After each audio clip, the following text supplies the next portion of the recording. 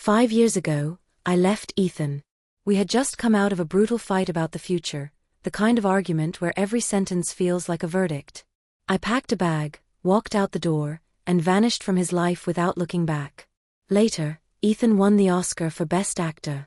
But on that stage, under the blinding lights and the global broadcast, he reached into the pocket of his tailored suit and pulled out a photograph of me. Holding it up to the cameras, he made a public announcement to the entire world. "My fiancée has been missing for a month," he said calmly. "If anyone has seen her, please tell her I'm looking for her." What no one knew, or rather what everyone except Ethan knew, was that I had already been dead for 5 years.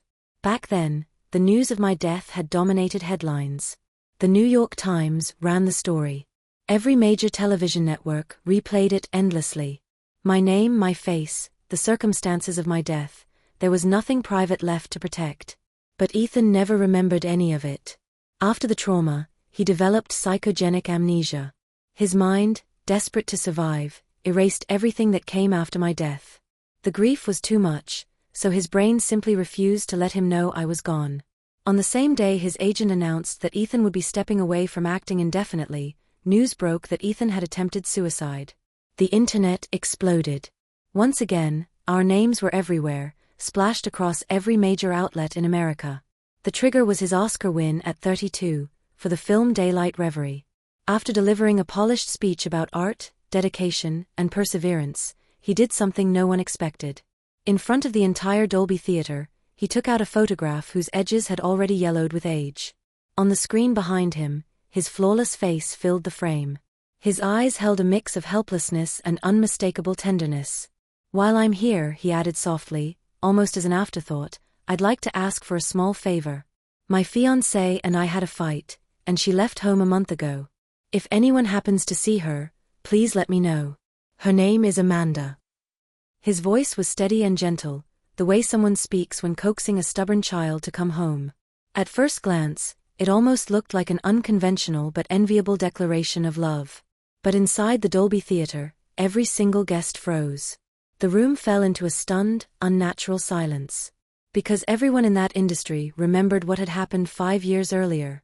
At the airport, a mentally unstable gunman had opened fire in the departure hall, throwing the entire terminal into chaos.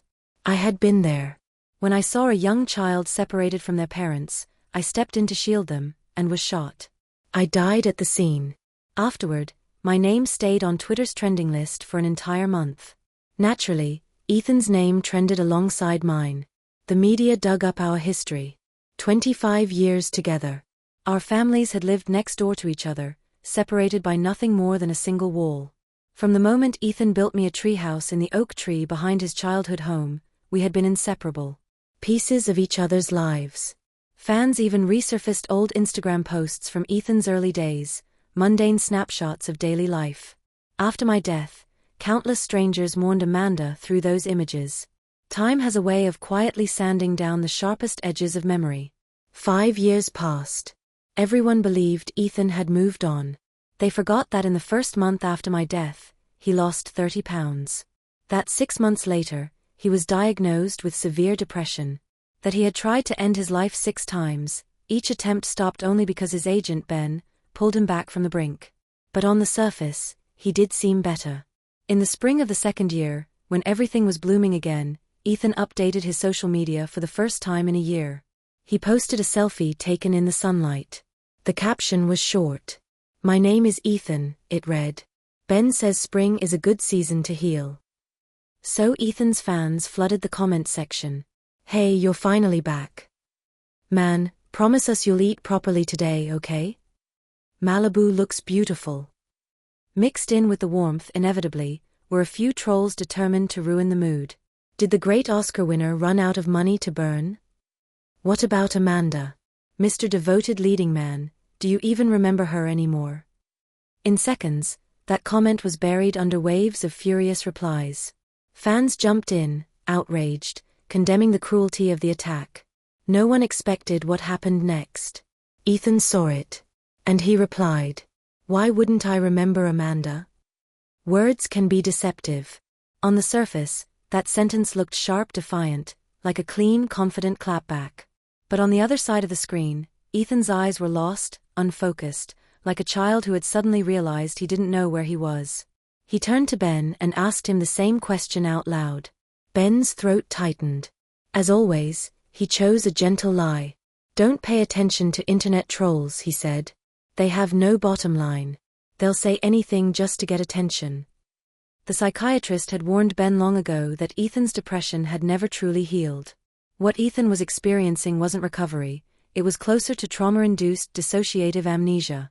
When the pain became unbearable, his mind activated a survival mechanism, instinctively deleting the memories that would destroy him. Which meant that sometimes Ethan was fully present in reality. And sometimes, his internal timeline reset, to a time when I was still alive. Right now, he was clearly trapped in that dissociative state, triggered by overwhelming grief. Ben had worked with Ethan for many years. He genuinely loved him, not as a client, but as a person. A brilliant man, shattered beyond repair. Once, in desperation, Ben had asked the psychiatrist a simple question. "What can I do to make it hurt less for him?" The answer was equally simple. Let him do what he does best. Act. At first, Ben had been worried. But he soon realized his fear was unnecessary. The moment Ethan stepped onto a set and held a script in his hands, something clicked. He slipped effortlessly into the soul of the character, focused, disciplined, utterly professional. Only twice in recent years had there been serious incidents on set. The first was 3 years ago. Ethan was playing a professional hitman. During a scene opposite a young actor who was convincingly portraying terror, something inside Ethan snapped. He broke down, sobbing uncontrollably. The set descended into chaos. Ben dragged him into the trailer. Ethan was drenched in cold sweat, panic etched into every line of his face. He looked exactly like he had on the day I died. His skin was paper white, his lips bitten so hard they nearly bled. There was nothing Ben could do to ease it. All he could do was stay. About 3 hours passed in that dim little room, light barely seeping through the curtains. Ethan suddenly reached out, his fingers brushing the thin beam of sunlight. Ben assumed the pattern would repeat, that Ethan would forget what had just happened, or ask again where I was. Instead, he asked something else. "Ben, the kid Amanda saved that day. Is he okay?" Ben had met the child. The parents still sent Ethan a Christmas card every year, hoping to one day thank the person who had saved their son. Ben didn't hide the truth. "He's doing well. He's in middle school now. Healthy. A good kid." Ethan lowered his gaze and nodded slowly. His voice was rough, like it had been scraped raw. "That's good." Ben let out a quiet sigh and placed a hand on Ethan's shaking shoulder. In the very next moment, the man who had been forcing himself to stay composed completely collapsed. All defenses gone. Fragile as paper. Tears blurred his vision as the pain finally swallowed him whole. "But what about my Amanda?" "The kid lived," Ethan said, his Adam's apple bobbing hard as his voice splintered under the weight of it. "But what about my Amanda?" And all I could do was stand there, trapped in the shadow of memory, watching him, more powerless than he was. The second time he lost control was right there, on the Oscar stage. On Twitter, now X, there were more than a dozen hashtags tied to Ethan and Amanda, every single one rocketing to the top of the nationwide trending list. Looking back on Ethan's 12-year acting career, he was always an anomaly in Hollywood. From the very first day he entered the industry, he openly displayed my name in his social media bio. Ben, the agent who discovered him, had begged him over and over to think about his future, to maintain a single marketable image, to keep his relationship private. But Ethan was stubborn to the core. He never listened. In his second year as an actor, he took a role in a low-budget indie film. Against all odds, it exploded overnight.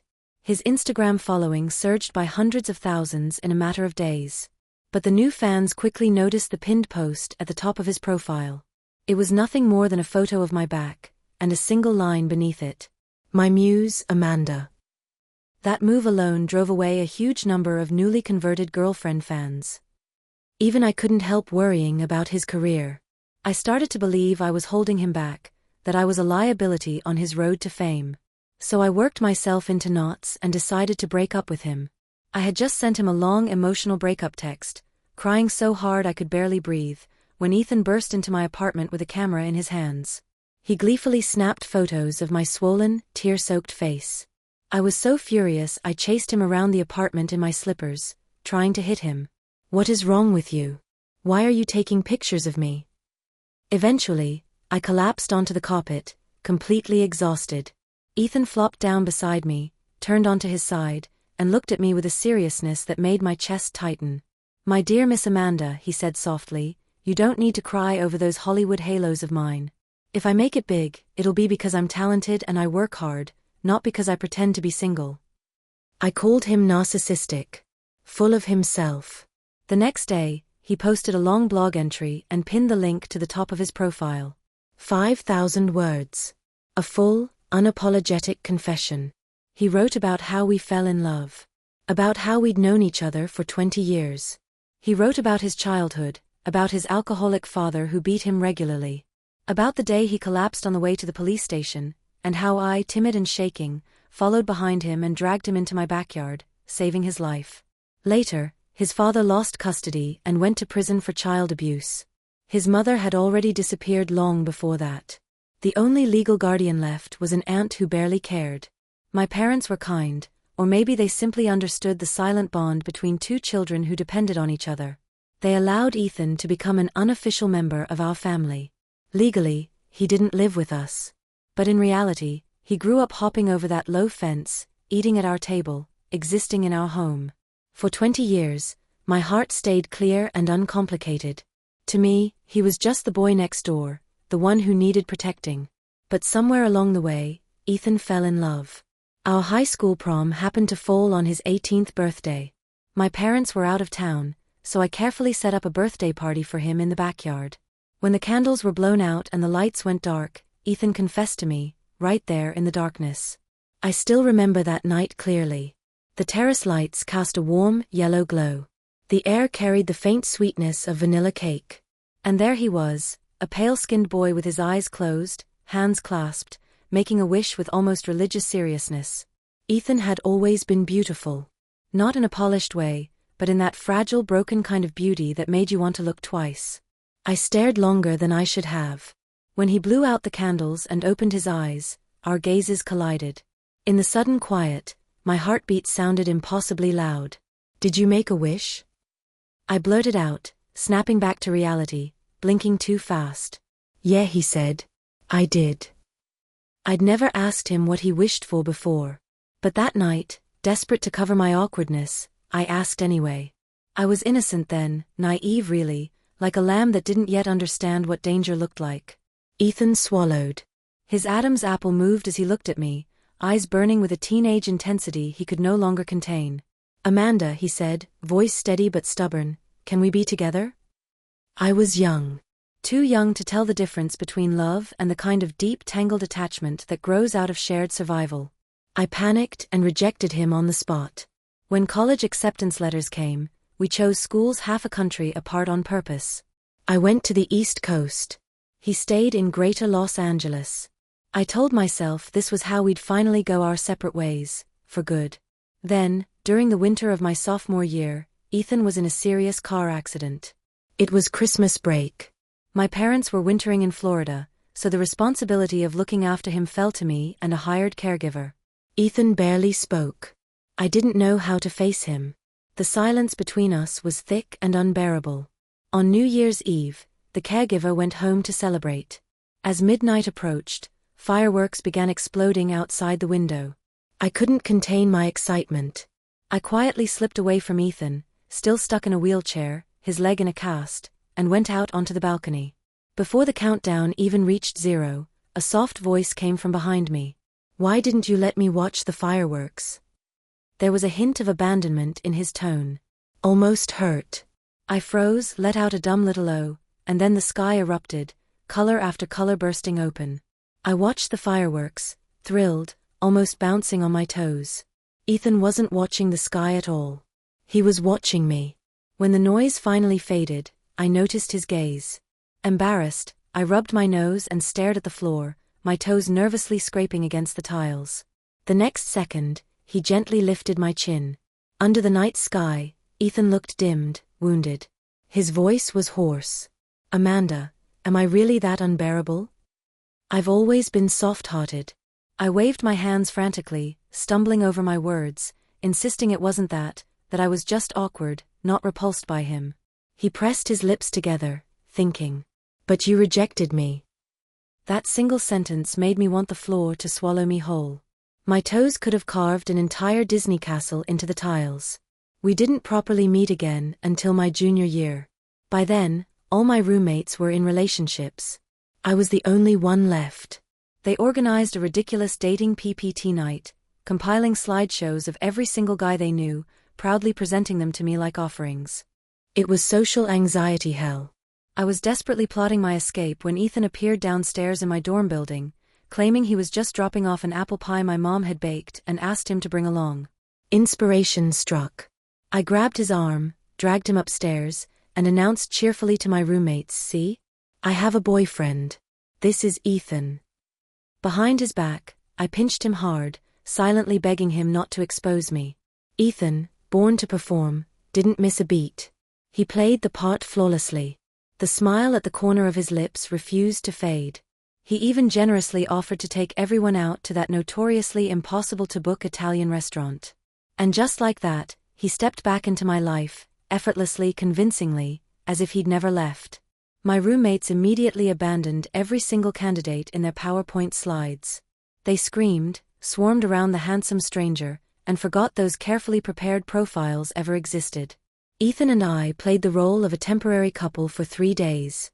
On the final night, after everyone had eaten and drunk their fill, I was the only one still clear-headed, because Ethan had shown an almost absurd level of possessiveness, intercepting every drink meant for me and downing them himself. After I escorted my beloved thoroughly drunk roommates back one by one, Ethan conveniently lost his balance and collapsed against me. At the same time, the apartment keys in his pocket, decorated with a little teddy bear keychain, accidentally slipped onto the floor. I accused him of taking advantage of the situation. His eyes were devastatingly beautiful. The faint flush of intoxication made his lashes tremble, soft and disarming, like a rain-soaked golden retriever looking up at you. "So," he asked gently, "are you really going to leave me to die, Amanda?" "Fine. I'll admit it. I was seduced by his face." The following year, Ethan and I officially became a couple. After graduation, he auditioned relentlessly. I remember that in his 3rd year, he finally landed a background role with only 5 scenes. That night, we popped champagne in our cramped rental apartment, celebrating like he'd already made it. I told him his future was wide open. In the 4th year, Ben discovered him. Almost absurdly lucky, Ethan was cast in a low-budget independent film, and then just like that, he exploded into fame. At the end of that long blog post, Ethan wrote, "I won't throw away the most comfortable pair of shoes just because I've walked a long road. I won't forget the mud on their soles, mud she wiped away for me countless times with tenderness. And I will never abandon my original intention just to become famous. My original intention is Amanda. I've loved her for all these years." That was why the media crowned Ethan Hollywood's most devoted man. When I read that statement, I cried so hard my eyes swelled shut. Then I posted a joking status on Facebook. "Nice writing," I teased. "But which one of us is the shoe exactly?" Ethan replied helplessly in the comments, "I'm the shoe. You're the road. Happy now?" And for years afterward, he lived up to every word of that promise. Ethan loved photography. He turned our daily life into vlogs, sharing them casually with his fans. The media called me the luckiest girl in Hollywood, saying we were a rare surviving species in a world obsessed with fame and ambition. Some people, after digging through our entire relationship history, even left me messages like, "If you two ever break up, I'll never believe in love again." I was actually about to reply to one of those comments. But at 2 a.m, Ethan was rushed to Cedars-Sinai after a severe panic attack. I forgot my phone entirely, threw on pajamas, and ran straight to the ER. Ben tried to reassure me. "Don't worry," he said. "He's just been too immersed in his role lately." The mental pressure finally triggered a physical collapse. We'd fought about this countless times. Mostly, it was me fighting alone. Ethan always agreed to everything I asked. But the more he agreed, the more it felt like empty appeasement, soft words meant to calm me, not real change. That night, after the sedatives wore off and he regained consciousness, I sat beside his hospital bed and told him my decision. I'm going to Milan, I said. I don't want to turn down that offer from the design studio. His already pale face drained of even more color. His fingers clenched the bedsheet like a lifeline. Now, he pleaded. Amanda, look at me. I can't do this without you. You've never been able to do this without me, Ethan, I said quietly. But I can't spend my entire life being your attachment. The argument that followed was brutal and exhausting. Ethan tried to weaponize his fragility, his usual tactic, hoping guilt would make me stay. So after I left the hospital and went home, still burning with anger, I sent him a text. Ethan, I love you. But this time, I'm not compromising. I need space. And I need this job. He replied almost immediately. Where are you going? Don't leave. Every time we fought before, I usually disappeared to Malibu or Palm Springs for a few days, cooled off, and then came back. Ethan was used to that pattern. He even tried to take control of my plans, as if logistics could solve everything. Milan is nice, he texted. I booked that hotel by Lake Como, the one I stayed at during my last shoot. The view is amazing. You go first. Give me 2 days. Once I wrap filming, I'll come find you. He was trying to turn my leaving into a couple's vacation. I told him I didn't need his arrangements. That evening, at exactly 7 p.m. local time, my flight landed in Milan. I had just sent Ethan a photo of the runway through the terminal window. And in the very next moment, everything spiraled out of control, like an absurd waking nightmare. Gunshots exploded through the arrivals hall at Malpensa Airport. This wasn't a random act of violence. It was a carefully planned terrorist attack. In those few minutes of chaos, screams tore through the air. The crowd scattered like panicked animals. A gunman wearing a tactical vest was beyond reason, eyes bloodshot, his weapon trained on a small boy who had fallen to the ground, sobbing in terror. Everyone was fighting for their own life. And in that split second of instinct, I ran forward. I grabbed the child and pulled him into my arms, shielding him with my body. For a moment, the world went terrifyingly quiet. Pain and death closed in without mercy. Several shots rang out. Bullets tore through flesh. My breathing slowed, grew heavy. The blond, blue-eyed boy cried uncontrollably, his tears falling onto my face as he shouted something in Italian. I reached up and touched his head. Then I collapsed onto the cold marble floor. At the same time, armed police stormed the terminal and subdued the attacker. That night, the entire American internet erupted. CNN cut into regular programming with breaking news. Across the country, people stayed up late, praying for the victims. And in Los Angeles, Ethan stood frozen before the television. The muscles in his bloodless face tightened as he saw my name appear on the list of the dead. His phone slipped from his hand and shattered on the floor. When Ben flew with him to Milan and stood beside him in the morgue, facing the body covered by a white sheet, Ethan's hand shook so badly he couldn't bring himself to lift it. In the end, he did. The room smelled of disinfectant and cold air, bleak, sterile. Unforgiving. Ethan looked like a shattered porcelain doll, completely undone. He backed away with a broken smile, desperately trying to reject what he was seeing, until his legs gave out and he collapsed to the floor, sobbing. He was calling my name. No sound came out. But I heard him anyway. His broken words were soaked in agony, every syllable like swallowing a blade. Amanda, stop being mad, okay? Wake up, please. I won't do anything. I'll just stay with you. I won't act anymore. I shouldn't have stopped you. I'll go to Fashion Week with you. Ben and the public relations team were crying beside him. Grief moved like a silent tornado, sweeping across both sides of the Pacific. That day, on Twitter, tens of thousands of people were calling for me to come back. Even the harshest trolls showed up to comment. Amanda, if this is just movie promotion, this has gone way too far. Come out and clear things up. Then the media uncovered a truth even more devastating. Ethan had already bought a plane ticket to Milan, scheduled for the day after my flight. Near the city, at an ancient castle converted into a luxury hotel, he had planned an elaborate proposal. Our closest friends were invited. So were people from the industry. Everyone knew. Everyone except me. My body lay cold, lifeless, undeniable. Yet Ethan refused to accept that I was dead. Like a child who didn't understand finality, he tried to pull me up, pressing his arms around me, desperately attempting to transfer the last remaining warmth from his own body into mine, convinced that if he held me long enough, I would wake up. On the day of the cremation, it was my mother who signed the papers, only after Ethan had gone 3 days without eating or drinking and finally collapsed into unconsciousness. When he woke again, what awaited him was a cold, sealed urn.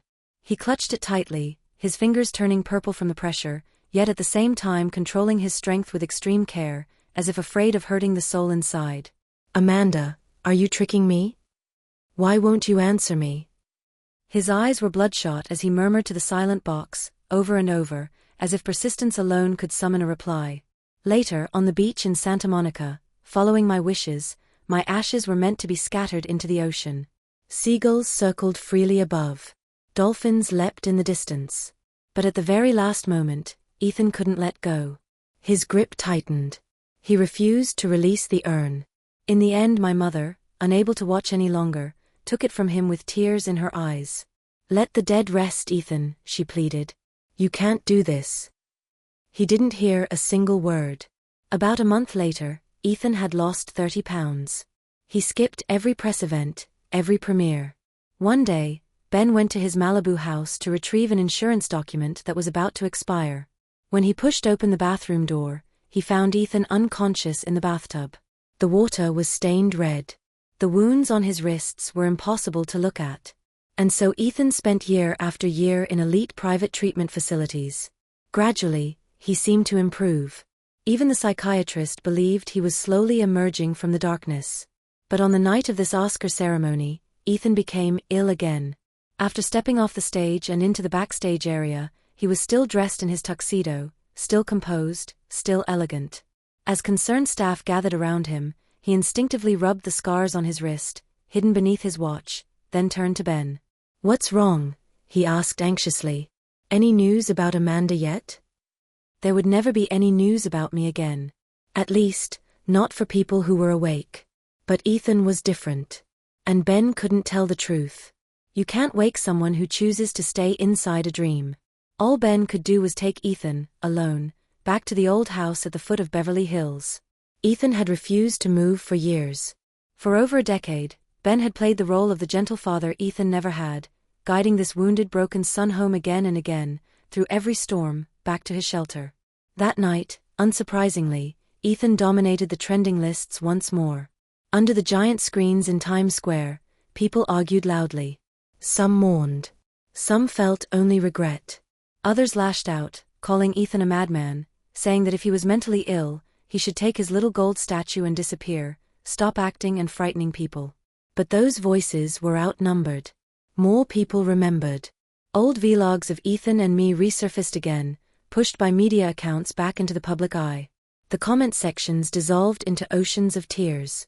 Ben instructed the PR team to stabilize fan emotions first, then immediately contact the psychiatrist and have them wait at Ethan's house early the next morning. That house, we had lived in it for more than 10 years. Ethan was sentimental, deeply attached to the past. No matter how much money he made, he never replaced it. In the room locked next to the master bedroom, everything inside belongs to me. According to the psychiatrist, the healthiest course would have been to clear out my belongings, to help him move on. But Ethan refused, absolutely. To prevent anyone from touching that room, he even installed a biometric lock. There was already a faint trace of rust on the doorknob. That night, after settling everything, Ben handed Ethan a new script. It was purely a soothing tactic. Ben knew perfectly well the film was terrible, an outright disaster, and that Ethan, with his famously sharp instincts, would never choose it. He'd used this trick countless times before. Anything to redirect Ethan's attention. He also ordered 2 In-N-Out burgers with fries. Once Ethan started reading a script, his focus became absolute, regardless of its quality. Ben waved a hand in front of Ethan's reddened eyes, and those rare, striking eyes slowly came back into focus. "Eat something," Ben said. "It's a double-double." Ethan was about to shake his head, then suddenly froze, as if something had surfaced. He smiled. "Ben, I remember Amanda," he said lightly. "She just got mad at me yesterday, for not eating properly." Ben's heart clenched. He was already used to this endless loop. Ethan's subconscious blurred and rearranged time, but without exception, every anchor point led back to me. His throat tightened, but he forced a laugh. Then you'd better listen to her. If you don't, she won't calm down easily. That night, a soft haze of warmth lingered in Ethan's eyes as he silently ate the now-cold burger, bite by bite. When he finished, he set aside the empty script, stood up, and put on his trench coat. Ben had just dozed off on the couch. The sound jolted him awake instantly. "Ethan, where are you going?" Normally, Ethan's bodyguards and assistants worked in shifts, 24 hours a day, with at least 3 people on rotation. But after the Oscars, during this private window, Ben had taken over personally to protect Ethan's privacy. Ethan paused mid-movement, then turned back with an amused look. "Why are you so tense?" "I can't go out during the day. It's quiet at night. I just want to buy Amanda some gifts. Her birthday's next week." Ben stumbled over his words, flustered beyond measure.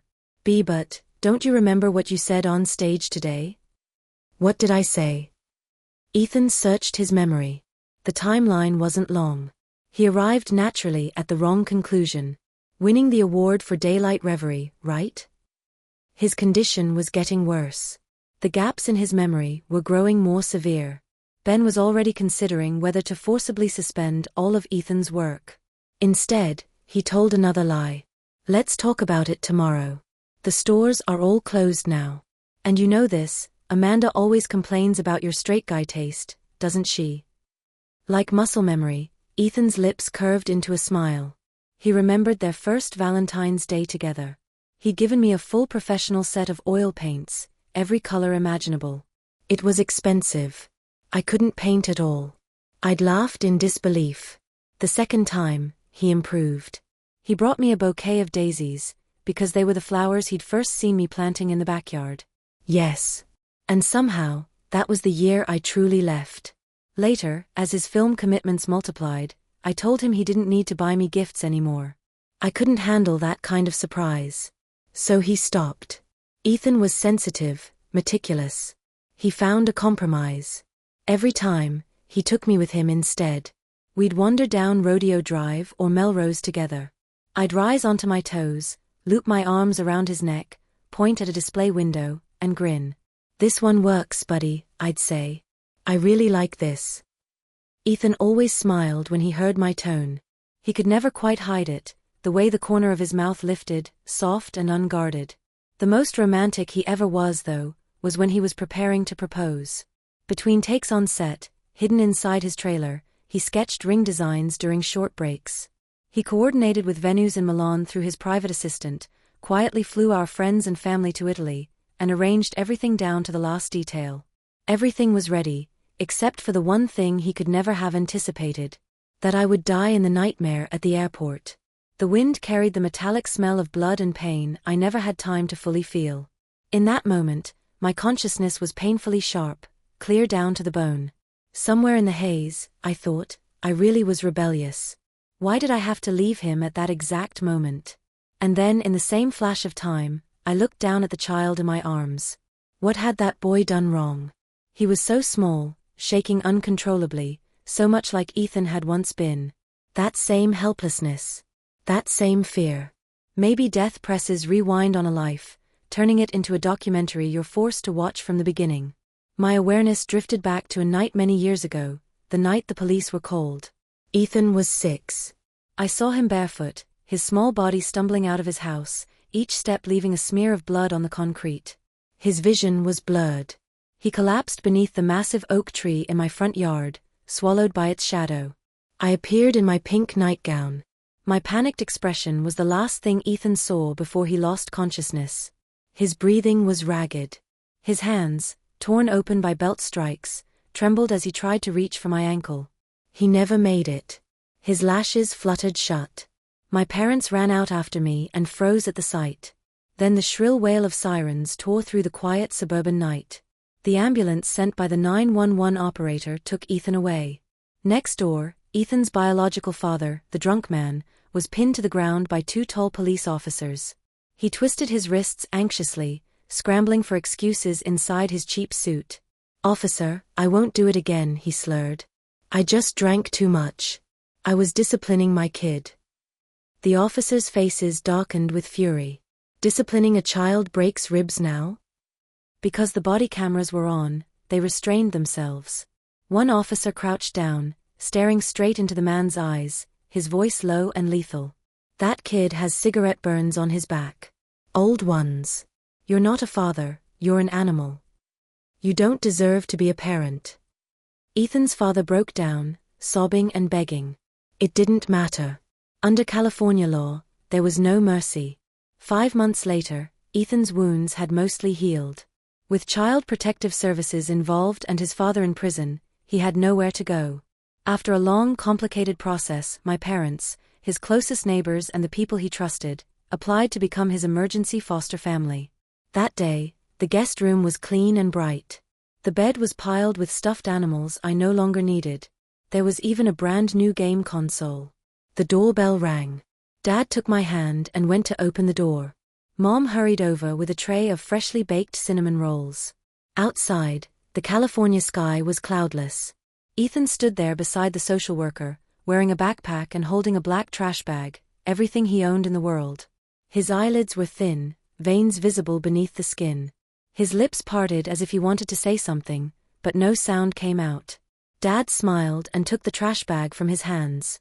"Ethan," he said gently, "welcome home." Ethan told me later that he remembered that moment for the rest of his life. On countless nights haunted by the shadow of his biological family, waking from nightmares drenched in cold sweat, that memory was the only thing that let him sleep. He would think, how lucky. I'm not alone anymore.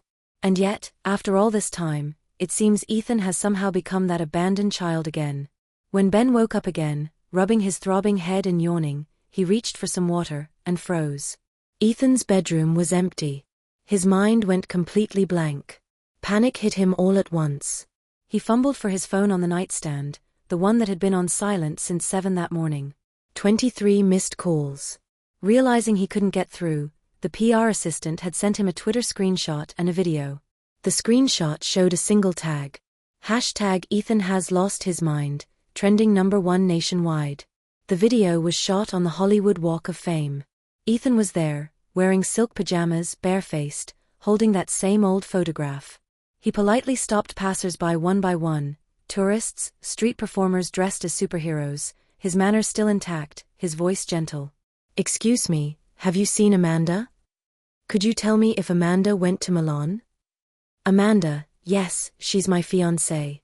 Do you know her?" Because of who he was, people swarmed instantly. The street clogged. Cameras flashed non-stop. Ethan stood in the center of the crowd, visibly lost, lips pale and pressed tight, irritation finally breaking through. He was usually obsessively private and unfailingly polite. Even his anger was restrained, at most, a slight furrow of the brow. "Please don't block the way," he said. "I'm looking for someone." Then a young man in the crowd, maybe chasing clout, maybe a wannabe YouTuber, shouted loudly, "Hey man, wake up. Amanda's dead. You're not going to find her." The crowd erupted. Ethan froze. He trained relentlessly, his strength far beyond average. And no matter how gentle his temperament, something snapped. His eyes turned sharp. In a blur, he lunged forward, grabbed the man by the collar, his face dark with a terrifying intensity. "I'm warning you," he said coldly. "Don't make jokes like that. You have no right." The situation spiraled out of control. Screams rang out. Watching the video, Ben's chest felt like it was being torn apart. Another message popped up from the assistant. "Ben, it happened near the Dolby Theater. LAPD is already involved. We're at the precinct with Ethan now. The lawyers are handling it, he'll be released on bail after the formalities." Ben replied that he was on his way. By evening, after dark, Ben went to the station to pick him up. When Ethan slipped out the back door and into the car, Ben noticed he was clutching something tightly in his arms. A teddy bear. A massive one, nearly 5 feet tall. Ben stared. "What's with the bear?" Ethan looked dazed. His sharply defined face, lit by neon reflections from outside the car window, appeared heartbreakingly fractured. In the same earnest tone he always used, he explained. "What bear? This is Amanda. Ben went completely still. His hands shook on the steering wheel. The assistant quietly explained that on the way back, they'd passed a toy store. Ethan had stopped dead in front of the window, insisting the giant bear inside was Amanda waiting for him. No amount of persuasion worked. Buying it was the only way to get him to leave. Ben felt speechless, and unbearably heartbroken. He tried to joke, his voice strained. "Sir, she likes castle models. Why didn't you buy her one of those?" His blood pressure spiked. He slammed his foot on the gas. "Hurry. Back to Beverly Hills. Avoid the paparazzi." Ethan's condition was deteriorating fast. Online opinion was spiraling just as quickly. Ben was drowning in damage control, pulled in every direction at once. He wished he could split himself in two. After a joint consultation, Beverly Hills top psychiatrists delivered their conclusion. Ethan's depression hadn't improved at all. Compared to 4 years ago, it was significantly worse. He was now showing severe psychotic symptoms. Ben couldn't help himself. He rubbed his shaved head and finally snapped at the doctor. "Then why didn't you see this coming? He's like this now. Don't you bear any responsibility? You charge absurd fees." The doctor pressed his fingers to his temple, exhausted but patient. "Ben, Ethan's condition didn't develop overnight. You and I both know there's a knot in his heart that's been there for years. And you also know, if that knot can't be untied, medication alone is nothing more than a drop in the bucket." Ben wanted to argue more, but the doctor had no intention of debating with a family member in acute distress. He packed up his things and prepared to leave. "Make sure Ethan eats on schedule, enforce it if you have to. Terminate all commercial activities. He needs 24-hour suicide watch. It would be best to remove all sharp objects from the house. Another suicide attempt is not out of the question." Ben calmed down quickly after that. This time, Ethan slept at home for 3 full days. When Ben returned to the master bedroom, Ethan was holding his Leica camera, pointing it at empty air and taking photos. The giant teddy bear sat upright on the sofa, facing the television, which was playing old episodes of Friends, the show we used to watch together. Ethan smiled gently. "Amanda, why do you always have the same expression? Smile for me." No sooner had he spoken than exhaustion overtook him again. He carefully climbed into bed and fell asleep on his own. Ben stood there watching him, his eyes burning. He sat down at the bedside and sighed softly. "Ethan, how long are you planning to stay in this dream?" The next morning, when Ben came in to draw the curtains, the room was pitch black. The figure on the bed didn't move at all. Just as Ben reached for the heavy blackout drapes, a hoarse voice stopped him. "Don't open them." Ethan was holding the giant teddy bear. After a long silence, his throat dry, he asked quietly, "Ben, did I relapse again?" "Not exactly," Ben said after a pause.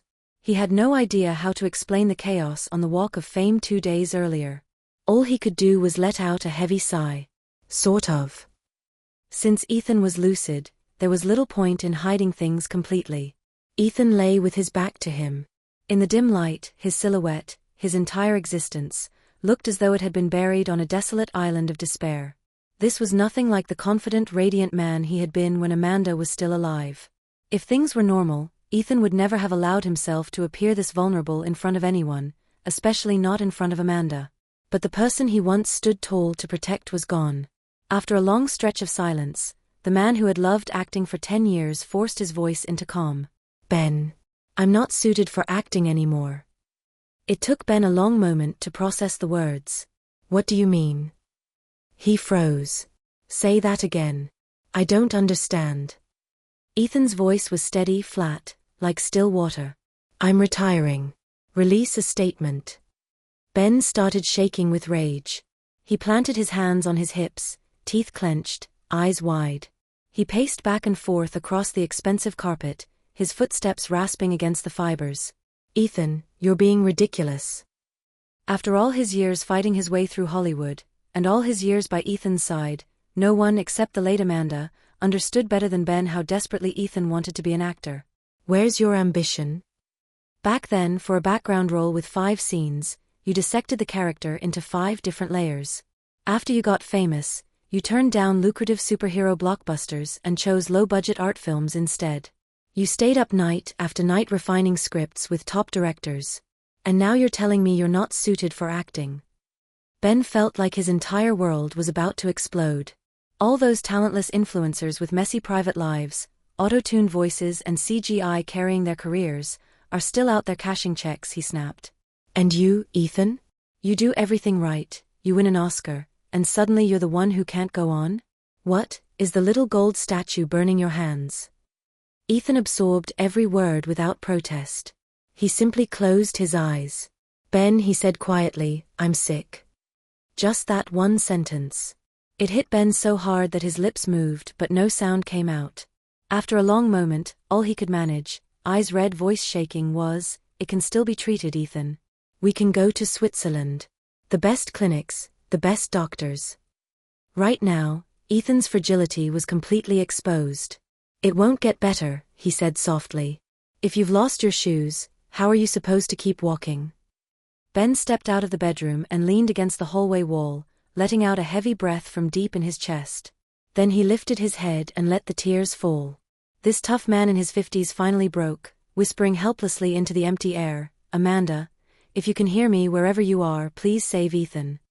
Several bodyguards hurried over to support him. Ben shook his head and waved them off. Just watch Ethan. Don't leave him for a second. His mind was already drafting the public statement for Ethan's retirement. In this world of fame and profit, money and reputation mattered, but a human life mattered more. And honestly, looking at Ethan like this, Ben knew he couldn't keep pushing him anymore. Ethan's condition fluctuated, like a ship in a storm that had lost its anchor. I often saw him sitting on the second-floor balcony, separated from the night by reinforced safety glass, staring for hours at the glittering sea of lights below Beverly Hills. Other times, he would talk to that giant teddy bear as if it could answer him. The house wasn't large, but Ben was meticulous to the extreme. Every window had been replaced with sealed, unopenable bulletproof glass. He had even sewn a miniature GPS tracker into Ethan's most frequently worn coats. Ethan became obedient. Quiet. Sometimes he wouldn't say a single word all day. If no one reminded him to eat, he would forget hunger entirely, as if that basic instinct no longer existed. Sauce would drip onto his expensive shirts and he wouldn't notice at all, like an unborn infant, unaware of the world around him. When his episodes came, he never cried out to God. He only ever called my name. That evening, the assistant Matt was preparing dinner in the open kitchen. Suddenly, Ethan appeared behind him, leaning casually against the doorframe. Only after confirming that another bodyguard was standing just behind Ethan did Matt relax. He forced a smile and asked patiently, Hey Ethan, what's got you in such a good mood? Something good happen? Ethan looked completely normal. More than normal, actually, his charm intact, almost radiant. He let out a soft sigh, but the smile on his lips wouldn't fade. Amanda got mad at me for not eating properly and ran off to the airport, he said lightly. But I'm proposing tomorrow. Tonight, I'm taking you guys with me to Milan. I want to surprise her. Matt had been a fan long before he became an assistant. He hadn't been on the job long, but he already knew, deep down, Ethan was an exceptionally gentle, courteous man. Even when ill, he never lost control. Ethan never acted like a superstar. So Matt sniffed quietly, holding back the sting in his eyes, and played along with a natural smile. Sounds good, boss. But you'll need to eat properly tonight, can't get on a plane without energy. Ethan nodded obediently. Okay. That night, Ethan seemed to forget about Milan again. For once, he was unusually lucid. At 9 in the evening, he called Ben and asked him to come over. In the living room, the two of them sat facing each other, firelight from the fireplace flickering across their faces. Ethan was in a good mood. When he saw the thick stack of documents Ben pulled from his briefcase, he even looked surprised. There's this much paperwork? Ben felt the exact opposite. He masked the weight in his chest with deliberate sarcasm. What did you expect, Best Actor? This is Hollywood. Where else in America could you find a 32-year-old actor who had Academy recognition, box office pull, and real acting skill, all at once? Ethan found that amusing. He shook his head, said nothing, picked up a pen, and began signing. They talked deep into the night. By the time they finished, both were exhausted. Ethan scrolled through his phone, staring at the 70 million followers on his Instagram account, at that pinned video that had never changed. His gaze drifted, unfocused. Ben knew he couldn't let go. That place had been his battlefield, and his youth. Ben patted his shoulder. All right. You post the retirement statement yourself. Pick a normal work hour tomorrow. Don't do this in the middle of the night. Let the media and PR people get some sleep. Ethan gave a low acknowledgement. In the end, every penalty fee was paid. All assets were liquidated cleanly. As his agent, Ben took only the 10% commission stipulated in the contract. Everything else was transferred into the trust Ethan had designated. The night was unervingly quiet. Only the wind moving through the canyon, and the occasional chirp of crickets. The weather forecast said Los Angeles would see a rare heavy rain tomorrow. When Ben was about to leave, Ethan, who had always been sensitive to the cold, stood on the porch steps in a cashmere cardigan. He suddenly smiled at Ben's signature bald head. Ben caught the look and shot him a mock glare. You little ingrate. What are you staring at? Ethan's gaze deepened. In the stillness of the night, his voice was soft but unmistakably clear. Ben, you're actually a lot like a father to me. Then he added, almost carefully. I mean the kind of father ordinary families have. The kind who loves his kid. Ben froze for a beat, then waved it off, assuming it was just sentimental nonsense before parting. Fine. With that line alone, these 10 years weren't a waste. The next second, Ethan pulled him into a tight embrace. It was a hard hug, too hard, as if he were trying to pass something unseen into Ben's chest. Before Ben could react, Ethan let go. He had lost so much weight that his bones pressed painfully through his clothes. Like Ben usually did to him, Ethan patted Ben's shoulder in return and joked lightly. Go home. Get some sleep. Let's pretend this was all just a dream. Ben broke out in goosebumps. He unlocked the car and cursed back half-jokingly. Get lost. And remember to post the statement tomorrow, or the paparazzi will spin it however they want. He watched Ben's taillights disappear at the end of the driveway. Then Ethan turned and walked back into the house, empty of Amanda, silent to the point of suffocation. Not long after he sat down on the sofa, Matt and another bodyguard, Chris, followed him in anyway. They didn't trust the quiet. An hour later, after careful consideration, Ethan edited and sent the retirement statement. Late at night, Ethan began to perform. He slipped into the vacant, muted state he showed during his episodes. Then he quietly returned to the bedroom and lay down. A born actor, he closed his eyes, controlled his breathing, slowed it, evened it out, long, steady rhythms, until anyone watching from the doorway would be convinced he was fast asleep.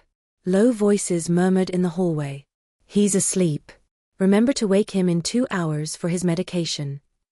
An hour later, Matt came in to check on him. Ethan lay under the covers, breathing evenly, every detail flawless. There was nothing suspicious about the way he slept. Relieved, Matt gently tucked the blanket around him and left the room. Only this time, Ethan was sleeping on his side, half his face buried deep in the pillow, like he was hiding from something, or maybe guarding something precious.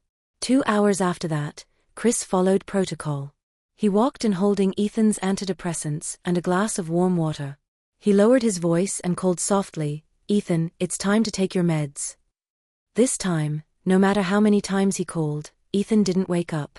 By morning, the news detonated across the world. Ethan had slit his wrists in his Beverly Hills home. Twitter descended into chaos.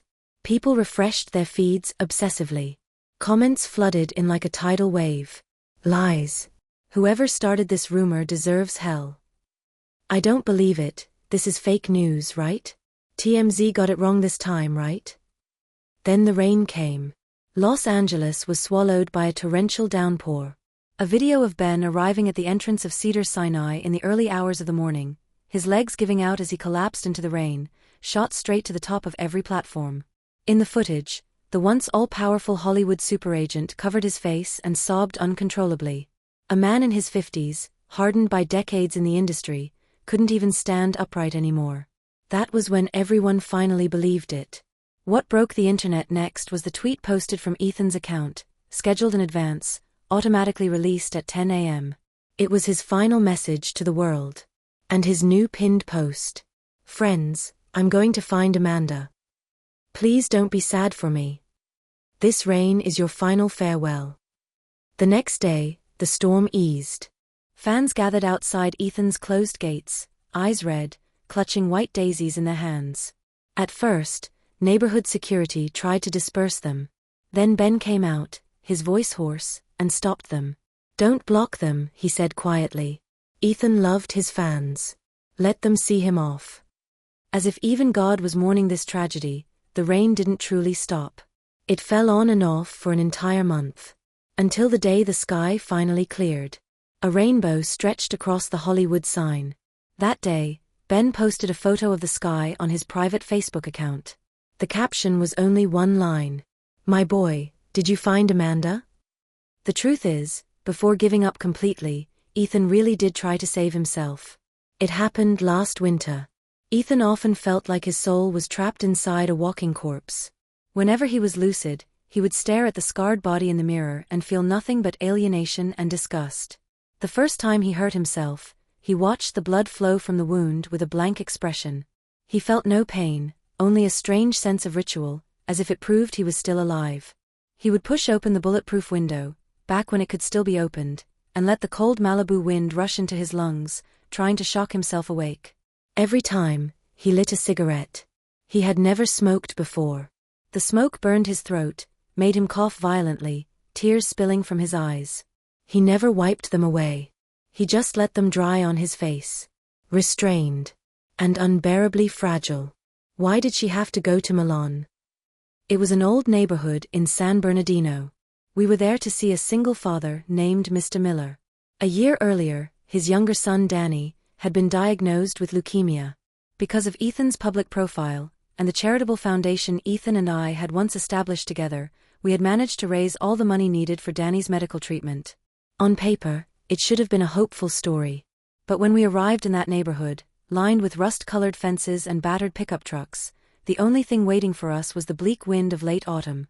It had been a year since we last saw him. The man who had once appeared on hospital video calls as an optimistic, broad-shouldered truck driver now looked unrecognizable. Not even 50 yet, his back was bent like that of someone twice his age. He was painfully thin, worn down to the bone. No one spoke at first. Mr. Miller tried to force a grateful smile, but he couldn't hold it. The moment the corners of his mouth twitched, his composure collapsed. Tears poured down his face. This man, hands rough with calluses, a lifetime of hard labor etched into his skin, broke down completely. He clutched Ethan's and Ben's hands as if they were the only things keeping him upright. I failed, he sobbed. Danny still passed away. I'm sorry. I'm sorry to you. I'm sorry for wasting the foundation's help. Ben couldn't hold it anymore either. He let out a long weathered sigh, heavy with years of experience. My friend, he said hoarsely, life is unpredictable. Ethan's throat tightened. He wanted to say something, anything comforting, but the words felt useless, fragile, inadequate. After everyone calmed down a little, we sat in the small living room. It was modest, but spotless. That was when Mr. Miller finally spoke about Danny's last days.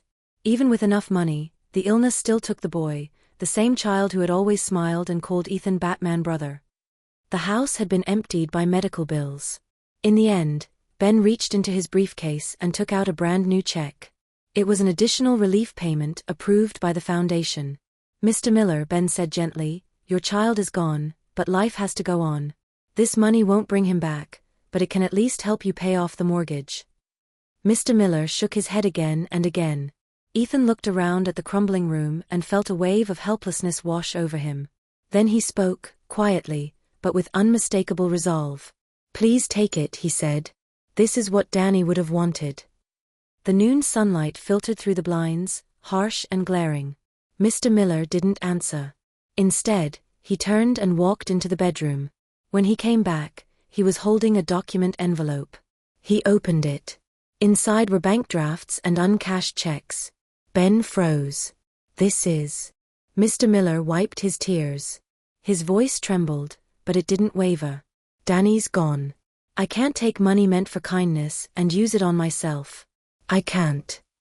He pushed the envelope toward Ethan. This is what's left of the medical funds. And the donations from GoFundMe. I don't need it anymore. Take it. Use it to help other children. Suffering had reduced this man to something dry and brittle, like dead grass. And yet his spirit stood firm, unyielding as stone. Before we left, Ethan stood under the porch for a long time. He hesitated, then finally asked the question that had haunted him for years. Mr. Miller, when you lose the most important person in your life, how do you survive it? Even this truck driver, someone who barely used the internet, knew about my death. His eyes reddened as he looked at Ethan. His rough hands wrapped around Ethan's pale wrist, his thumb brushing, unintentionally, against the scars hidden beneath the cuff. He spoke slowly, deliberately, as if reminding himself as much as answering Ethan. All I know, he said, is that the ones who are still alive have to live for the ones who left. Because, that's what they would want to see. Isn't it? Ethan stood there, stunned, unable to move for a long time. Finally, he tightened his grip around Mr. Miller's hand and answered softly, "Okay." That night, Ethan didn't sleep at all. When Ben pushed the door open again the next morning, he froze in shock. The entire house had been cleaned from top to bottom. Everything that belonged to me, every trace, every memory, had been carefully packed away and locked inside that room beside the master bedroom. Sealed tight. Not a single thing left in sight. Ben stared at him. "What are you doing?" Morning light fell across Ethan's sharply defined profile. He looked as if he were standing inside the sunlight itself. He turned his head and answered in a tone Ben hadn't heard in years, a tone that sounded like the days when Amanda was still alive. "Ben," he said quietly, "I want to try living for Amanda." Tears still escaped stubbornly, slipping through the brightness, catching the light and turning crystalline. That sunlight, so full, so radiant, Ben remembered it for the rest of his life. He said, "All right. Then we'll live properly. For Amanda." That was why Ethan held on for 5 years. He truly tried. Now, Ethan's consciousness began to scatter.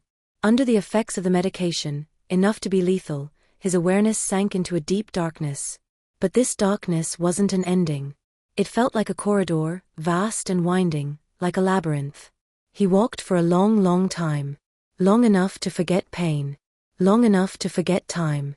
And then, at last, he saw light. He stepped through it, and the noise of a city rushed toward him. He found himself alone in an old alley. California sunlight filtered through mottled leaves, spilling onto cracked concrete. It was the neighborhood from when he was 6 years old. Back then, this area had been home to working-class families. From deep within the alley came the sounds he knew best, shouting, glass shattering. His father was drunk again. Any small mistake, spilling milk, saying the wrong thing, was enough to earn him a beating. But Ethan had learned how to run. Every time, he endured the pain and crawled out through the window. The alley was cool and hidden. And at the very end of it stood Amanda's house. To 6-year-old Ethan, that was the direction of heaven. Amanda's father always drove that old Ford, personally picking her up and dropping her off from school. The smell of apple pie baked by Amanda's mother drifted out through the windows and into the street. That warmth, that happiness, was a kingdom completely beyond the reach of a 6-year-old boy like him. That day, he was unbearably hungry. He stared at the neighbor's golden retriever's bowl, inching toward it like a thief. Closer. Closer. Just as his hand was about to touch the dog food, a pair of white sneakers and the hem of a pink skirt appeared in his vision. He recoiled instantly. He didn't dare look up. He barely dared to breathe. "Did you see the ants next to the dog too?" Adult Ethan stood at the mouth of the alley, his throat tightening violently as the memory pierced straight through his heart. That was little Amanda's voice. Even as a child, she had been emotionally perceptive, always quick to sense someone else's embarrassment. That question wasn't really about ants. It was her way of protecting the tiny scrap of dignity he had left. That day, he was given a clean sandwich, a bottle of water, and something else too. His dignity. The alley hadn't changed at all. Ethan followed the memory deeper inside. Beneath the shade of a large tree, a thin little boy was crouched on the ground, drawing in the dirt with a stick. That was 6-year-old Ethan. Ethan's body had always been marked with scars, old ones from childhood, newer ones from self-harm later in life. That was why he never wore short sleeves. And if he had to, it was only on set. He had explained it more than once in his pinned tweet. Scars exist because some pain is worth remembering. He bent down and met his younger self's eyes. Two faces, one small, one grown, mirroring each other. Their gazes carried different kinds of vigilance. One was defensive, sharp with instinct. The other was quiet, heavy with compassion. Ethan was the latter. He reached out tentatively and touched the boy's arm. There was a fresh bruise there, dark swollen. Maybe from that morning.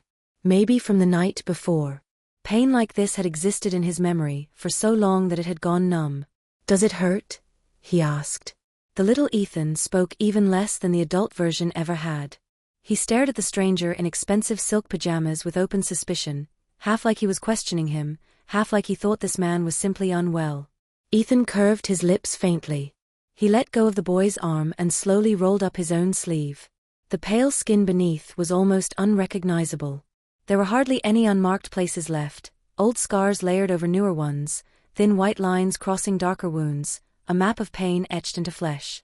The boy's eyes widened, just a little. Ethan pointed to the same spot on both of their arms. "See? What you have, I have too. And more." The child blinked, stunned. "Then who are you?" Ethan didn't answer. Instead, he ruffled the boy's messy hair and lifted his gaze toward the air, where a countdown timer had appeared out of nowhere. 30 minutes left. The boy asked quietly, "When I grow up, will I get to eat until I'm full?" This time, Ethan nodded without hesitation. "Yes. You'll have a lot of money. You'll live in a big house in Beverly Hills. No one will ever dare to hit you again." The boy thought for a moment. "Then, are you happy now?" A child's understanding of pain is simple: hunger, bruises, fear. He couldn't comprehend the adult world. Ethan lied. "Yes," he said. "With that much money, how could I not be happy?" For the first time, 5-year-old Ethan didn't know how to respond. Because the tall man standing in front of him, who shared his face, looked gentle, yes, but there was something immeasurably deep and worn in his eyes. There was no trace of joy there at all. The boy didn't understand what that feeling was. So he stayed silent, keeping this strange adult company. Time was moving too fast now. The countdown beside them was racing toward 0. Ethan reached out and lightly touched the child's cheek, holding his gaze, speaking carefully, word by word. "Listen to me, Ethan. From now on, you need to remember 2 things." The boy looked at him, confused, but focused. "First, run out of this alley right now. Run to the main street. Find a police car. Tell them everything that's happening to you. Don't look back." If he called for help just a little earlier, maybe that rain-soaked night, when Amanda saved him, would never have happened. "And the second?" the boy asked. "The second," Ethan's voice trembled. "Stay away from the girl next door. The one named Amanda. Don't fall in love with her. Never, never let her go to Milan." He thought he had been clear enough. But suddenly, the memory flipped, violently, like time itself had been torn apart. Ethan tried to speak again, but no sound came out. The countdown above them hit 0. He thought that was it. That time had run out. That everything was finally over. But when he opened his eyes again, he was still there. At the end of the alley. In front of the back gate to Amanda's house. He stood frozen, unable to move. And right beside him was little Amanda, exactly as he remembered her. She was wearing that pink dress, barely reaching his waist. Her large eyes held a hint of unfamiliar caution as she looked up at him. "Sir," she asked softly, "are you my dad's friend?" Ethan's lashes trembled. No sound came from his throat. For 5 years, he had returned to this place again and again in nightmares, each time trying to warn Amanda not to save him. And every single time, the timeline fractured, snapping him back to the beginning like a broken record. This was the last chance. After a long pause, seeing that he still didn't answer, Amanda asked again, her voice polite and gentle. "Sir, who are you looking for?"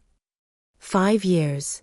This was the first time Ethan had heard Amanda's voice, not through cold footage, not through recordings, but alive, right in front of him. Something deep in his chest began to shake. Despair and happiness twisted together into a pain so sharp it was almost unbearable. His eyes reddened as he lowered his gaze, looking at the living, breathing little Amanda. He struggled to move his lips, over and over, wanting to say, "I'm looking for Amanda." For 5 years, he had said those words countless times to cameras, to strangers, to the world. But now, facing her, he couldn't. So the words shifted, drained of strength, and became something else. "I'm looking for my fiancé." It was work hours for Amanda's parents. She was alone in the backyard, playing. Amanda had always been kind. She sat down beside this disheveled man in silk pajamas without fear or suspicion. "Your fiancé?" she asked. "Did you get separated?" Ethan gave a heavy, muffled sound in response. Warm California wind brushed past them. Wearing only thin sleepwear, Ethan lifted his lashes to look at her. His gaze was restrained with everything he had, but his eyes still filled with moisture. "Yes," he said softly. "I lost her." Little Amanda didn't understand why this uncle looked so sad. She reached into her pocket and pulled out an unopened lollipop, leftover candy from Halloween. So in Ethan's vision, there appeared that small hand, offering sweetness. But he couldn't take it. He gently, carefully brushed her hair, distant, controlled, like one would treat a neighbor's little sister. Never crossing the line. Above them, time was accelerating. Only minutes remained. There could be no hints that violated the rules of the real world. Ethan didn't know what else to do. He stared, lost. 9:49. 11 seconds left. And that meant, his countdown in the real world had only those seconds remaining as well. Ethan's lashes fluttered once. He clenched his fists. Then suddenly, he crouched down and gripped little Amanda's shoulders with both hands. His expression became frighteningly focused. A wind invisible to everyone else began to rage, tearing at his outline, blurring him, pulling him apart. Ethan only curved his lips faintly, his voice cutting through the storm with absolute clarity. "Listen carefully, Amanda. In the future, if you ever meet a boy named Ethan, don't save him. Ever." If separation was the destined ending, then it was better never to meet at all. That was what Ethan believed. The wind roared. And before Amanda's stunned eyes, Ethan vanished completely. At the same moment, in the Beverly Hills mansion in the real world, an assistant holding medication pushed open the bedroom door. On the bed, Ethan lay on his side, just as before. And his vital signs quietly stopped. All timelines collapsed into a single lifeless line. And 5 years earlier, at the blood-soaked airport in Milan, Amanda lay in a pool of red. In that instant, a strange thought flashed through her mind. Why does a voice keep telling me not to save Ethan? As she fell, hot blood spilled from the corner of her mouth. And before consciousness faded, Amanda thought, "But I want to. Even if time rewound 1,000 times, 10,000 times, I would still choose, without hesitation, to save that wounded little boy in the rain." So even if there had never been that call to the police, her timid soul, at the moment she followed Ethan away, would still have stubbornly stayed by his side, walking forward with him. Only those 25 years. They were simply too short. Before midsummer arrived, blood, pain, and love closed the book on a life. 3 hours remained before the flight to Milan. Amanda hadn't slept well all night. Half awake, she set an alarm and drifted off again. And she dreamed. It was a long, sprawling dream. In it, Ethan wore the custom suit from his Oscar night. He held the little gold statue in one hand and her photograph in the other, smiling gently as he asked the entire world for help. "My love has been missing for a month," he said. "Please help me find her." Even in the dream, Amanda wanted to laugh. It was just a fight, she thought. I'm a grown woman. Does he really have to turn this into some over-the-top Hollywood spectacle? But as she walked through the fog, she found herself swept into a noisy crowd. It was still Ethan. This time, he was in pajamas. His hair was unstyled, messy, nothing like a movie star. And just as before, he held her photo, stopping strangers one by one.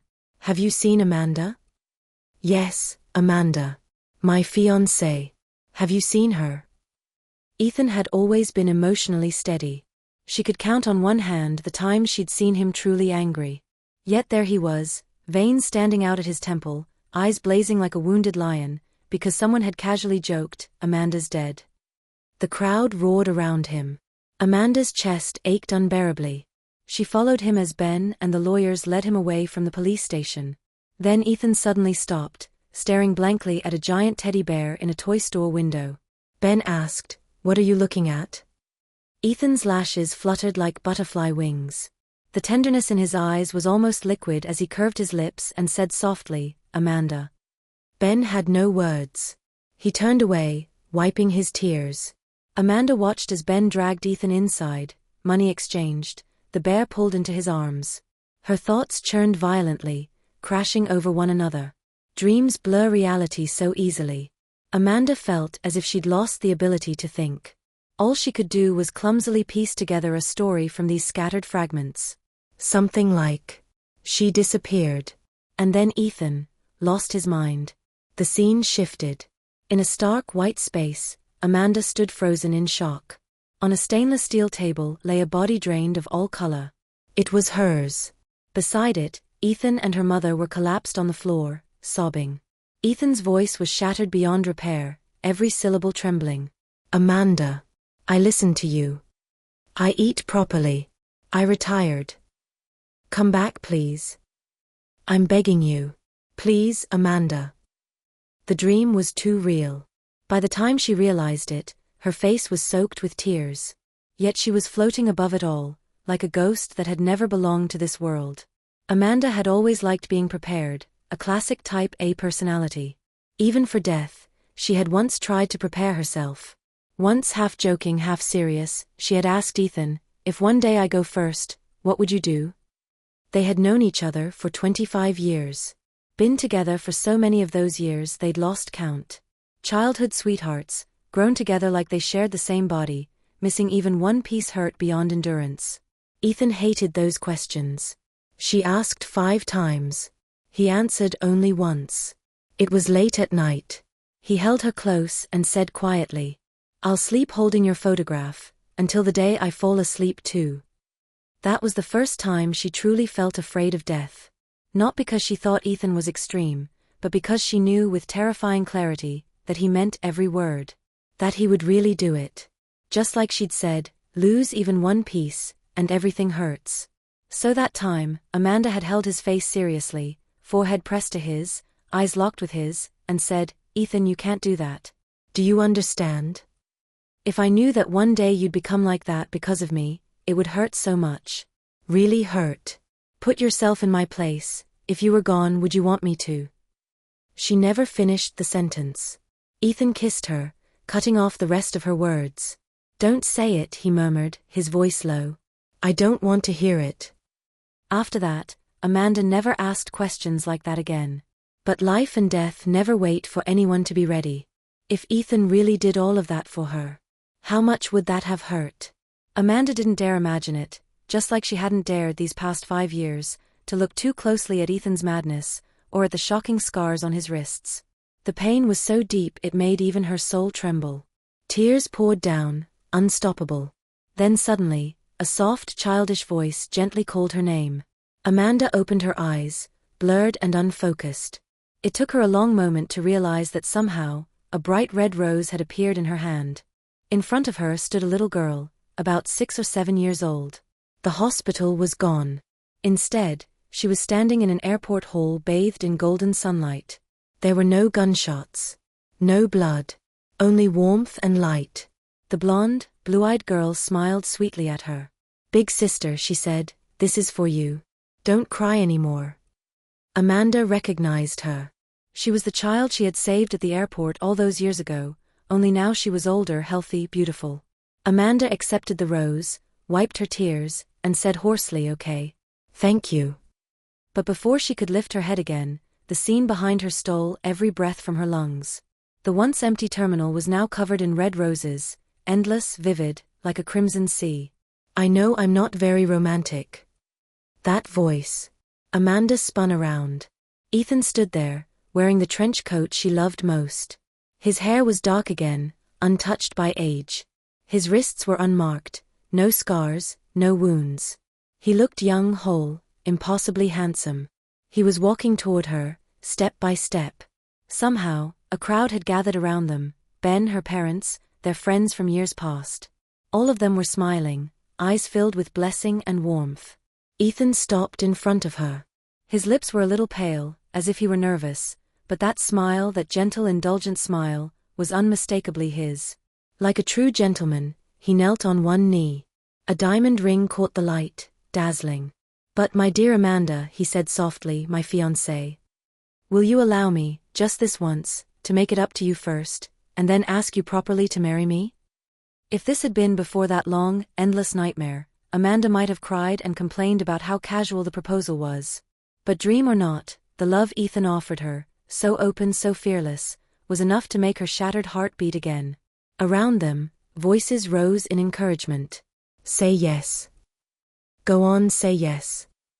Ben stood off to the side, tears streaming down his face, smiling brighter than anyone. "Amanda," he said, choking up, "this kid will listen to you from now on. I'll keep him in line for you." Amanda laughed through her tears. Her smile bloomed, radiant in the golden light. She extended her hand and let the ring slide onto her finger. "All right, Ethan," she said softly. "I do. Life is unpredictable. But love makes every moment that transcends life and death unbearably precious." The end.